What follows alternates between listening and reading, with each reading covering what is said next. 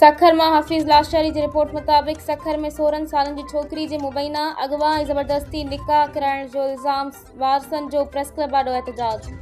Report मूजिबि सखर जे इलाइक़े new पिंड इस्लाम कॉलोनी जे रिहायशी पिरियालो सां तालुक़ रखंदड़ खोरखानी बिरादरी जे बुज़ुर्ग ख़ैर मोहम्मद खोरखानी पंहिंजी 16 सालनि जी धीउ अफ़रोज़ जी मुबैना अगवा ऐं ज़बरदस्ती निकाह जे ख़िलाफ़ पंहिंजी ज़ाल रुख़साना अली मुहम्मद धीउ जमीला ऐं ॿियनि वारसनि समेत सखर प्रेस क्लब ॿाहिरां एहतजाजी मुज़ाहिरो कयो आहे। मुज़ाहिरीन हथनि में पाक किताब खयां हुआ, मुग़विया जे फौरी बाज़ियाबी मुबैना मुलज़िमनि जी गिरफ़्तारी जो मुतालबो कयो।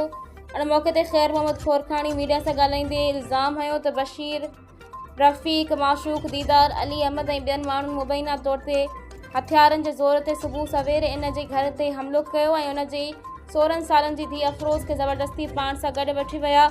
इन्हनि चयो त वाक़िए जो केस सखर जे न्यू पिंड थाणे ते दाख़िल कराइण बावजूदि पुलिस मुग़विया खे बाज़ियाब नाहे कराए सघी ऐं न ई मुबैना मुलज़िमनि खे गिरफ़्तार कयो वियो आहे।